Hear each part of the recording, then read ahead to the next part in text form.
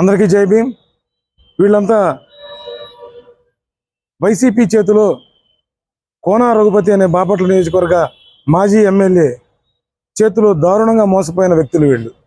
ఎలాగంటే చెత్త ట్రాన్స్పోర్ట్ చేసే ఆటోల విషయంలో డ్రైవర్లు కావాలని చెప్పేసి రెడ్డి ఏజెన్సీ నుంచి నోటిఫికేషన్ విడుదల చేశారు గవర్నమెంట్. అప్పుడు ఆ రెడ్డి ఏజెన్సీలో వీళ్ళంతా డ్రైవర్ల కోసం అప్లికేషన్ పెట్టుకొని ఉద్యోగాలు ఇంటర్వ్యూ ద్వారా ఉద్యోగాలు అపాయింట్మెంట్ ఆర్డర్లు కూడా తీసుకున్నారు.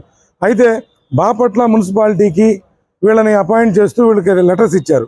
వీళ్ళు వచ్చి బాపట్ల మున్సిపాలిటీలో దాదాపుగా మనిషికి 1,00,000 నుంచి 1,50,000 వరకు మాజీ ఎమ్మెల్యే కోన రఘుపతి పిఏ కిషోర్ అనే వ్యక్తికి వీళ్ళంతా డబ్బులు కట్టారు.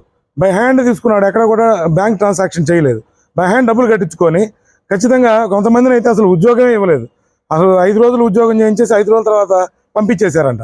ఇప్పుడు కాదు మేము పిలిచినప్పుడు రండి అని చెప్పి కొంతమందిని 4 నెలలు, కొంతమందిని 3 నెలలు చేయించుకొని ఆ 3 నెలలు 4 నెలలు కూడా జీతాలు ఇవ్వకుండా అతి దారుణంగా మోసం చేశారు.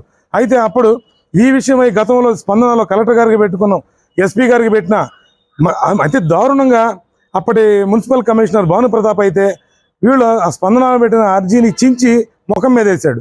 అంటే కులం పేరుతో దూషించి ఆ కిషోర్ అనే వ్యక్తి దళితుల్ని ఈ రకంగా మోసం చేయటం, అరాచకం చేయటం అనేది చాలా విషయాల్లో జరిగింది. అయితే ఈ విషయాన్ని ఇప్పుడు ఎందుకు చెప్పాల్సి వస్తుంది అంటే ప్రభుత్వం మారింది కాబట్టి కనీసం ఇప్పటి ఎమ్మెల్యే గారైనా సరే ఈ బాధితుల యొక్క సమస్యను అర్థం చేసుకొని వీళ్ళకి తగిన న్యాయం చేస్తారని కోరుతున్నాము. అదేవిధంగా కిషోర్ కనుక వీళ్ళ డబ్బులు వీళ్ళకి ఇవ్వకపోతే కిషోర్ మీద అట్రాసిటీ కేసు ఈరోజు పెట్టడానికి కూడా మేము సిద్ధమయ్యాము. వాళ్ళ ఇంటిని ముట్టడించడానికి కూడా మేము సిద్ధంగా ఉంటామని తెలియజేస్తున్నాం. జై భీమ్.